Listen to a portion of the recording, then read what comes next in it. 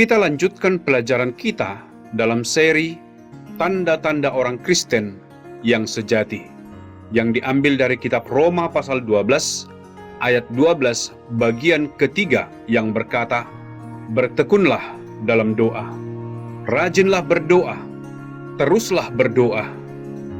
Kita melihat ini berhubungan dengan bagian kedua dari ayat ini yang berbicara mengenai masalah dan kesulitan di dalam hidup kita.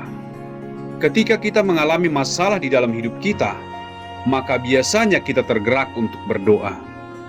Kadang-kadang itulah mengapa Tuhan mengizinkan masalah untuk melatih kita, untuk lebih lagi dalam berdoa. Kalau kita memiliki masalah, tentu kita akan berdoa. Tetapi ayat ini mengatakan kepada kita, bukan hanya sekedar berdoa, tetapi untuk terus-menerus berdoa. Apa yang dimaksudkan dengan bertekunlah dalam doa? Rajinlah berdoa, teruslah berdoa. Untuk kebanyakan dari kita mempunyai pemikiran kalau doa itu adalah sesuatu yang dilakukan dalam waktu-waktu tertentu. Mungkin untuk sebagian orang di gereja, untuk yang lain di waktu subuh mereka akan berdoa. Untuk sebagian orang sebelum mereka tidur pada malam hari baru mereka berdoa. Untuk agama lain, ada yang sudah ditentukan 5 kali dalam sehari mereka akan berdoa. Untuk kebanyakan orang, pemahaman atas doa adalah sesuatu yang sudah ditentukan, sesuatu yang bersifat formal, sesuatu di mana orangnya berbicara dalam bahasa khusus, seperti sedang berpidato kepada Tuhan. Jadi apa yang harus kita pahami mengenai doa adalah tepatnya seperti seorang anak yang berbicara kepada Bapa surgawinya. Saya berikan contoh. Sebagai seorang anak, ketika Anda datang kepada ayah Anda berbicara dengan ayah Anda secara alami, karena dia adalah ayah Anda. Anda tidak harus menulis pidato, Anda tidak harus menunggu waktu khusus untuk berbicara kepada ayah Anda. Anda tidak katakan kalau Anda hanya berbicara dengan ayah Anda 2 menit di pagi hari. Atau mungkin tepat sebelum saya tidur 3 menit pada malam hari. Atau mungkin hanya pada hari Minggu saya berbicara dengan ayah saya. Tidak ada anak yang seperti itu. Setiap ayah pasti akan merasa kecewa kalau anak mereka berbicara seperti itu. Jadi ayat ini mengatakan kepada kita, ayo, teruslah berdoa, teruslah berbicara kepada Tuhan. Tuhan senang mendengarkan suara kita. Seperti seorang ayah senang sekali mendengar anak-anaknya berbicara kepada mereka. Salah satu hal yang membuat sedih seorang ayah adalah kalau anak mereka sudah besar dan anak tersebut tidak mau berbicara kepada ayah mereka. Anak itu pergi ke sana kemari begitu saja.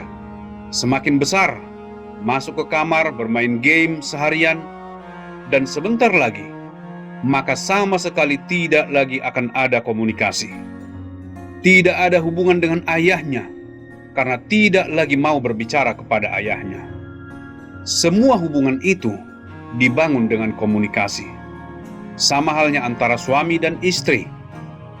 Jika istri menghabiskan waktu untuk menggosip di rumah tetangga, dan para istri yang lain juga tidak punya waktu untuk berbicara dengan suami mereka, maka tidak lama lagi hubungan mereka akan ada dalam kemelut. Jadi mengapa Allah mengizinkan masalah di dalam kehidupan kita? Karena Dia ingin mengajari kita bagaimana untuk berbicara kepadanya. Ketika kita punya masalah, kita tidak hanya berdoa pada malam hari. Kalau Anda mengalami masalah dengan perut di pagi hari, kalau Anda ada dalam masalah, kesulitan di pagi hari, Anda tidak menunggu sampai malam baru berdoa. Anda langsung saja berdoa. Dan Allah mengajari kita melalui masalah dan doa. Tidak lebih dari Anda sedang mencari pertolongan dari ayah Anda. Tahukah Anda, Bapa surgawi Anda senang untuk menolong Anda. Tepat seperti Bapa kita di bumi ini. Jika Anda memiliki seorang Bapa yang baik, yang mengasihi Anda, Dia ingin menolong Anda kapan saja. Anda tidak perlu membuat janji untuk berbicara kepada Bapak Anda. Pada waktu kapan saja Anda membutuhkan ayah Anda berbicara kepadanya. Ada banyak anak-anak ketika mereka membutuhkan sesuatu, kalau mereka butuh saran, mereka pergi kepada teman mereka. Mereka bahkan tidak pergi kepada ayah mereka. Kemudian ayah mereka akan merasa sedih karena mereka mendapatkan saran yang tidak baik dari teman-teman mereka. Bukannya mendapatkan saran yang bagus dari ayah mereka.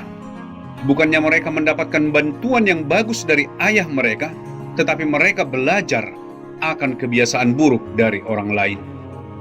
Jadi saya berharap hari ini Anda sebagai orang percaya akan sangat menghargai hubungan kita dengan Allah. Dia bukan Allah yang jauh sekali, meskipun Dia di surga. Oleh karena hubungan kita dengan Allah melalui Yesus Kristus, ketika kita percaya kepada Yesus sebagai juru selamat kita, Allah Bapa kita sangat dekat dengan kita. Kita bisa berbicara kepadanya sebagai seorang anak dengan Bapanya. Jadi saya berharap Anda akan sangat menghargai pemberian yang sangat berharga ini, yaitu doa. Supaya kapan saja, di mana saja, Anda bisa berbicara kepada Bapa Anda. Dan yakinlah, Dia senang mendengar suara Anda. Allah mengasihi anak-anaknya, dan seperti Bapak manapun, Allah ingin anak-anaknya dekat dengan Dia. Biarlah kiranya Allah mengajar Anda bagaimana untuk selalu terus berdoa. Bukan hanya sekali sehari, 2 kali sehari, bukan seminggu sekali, tetapi kapan saja, di mana saja Anda dapat berdoa. Kiranya Tuhan memberkati Anda.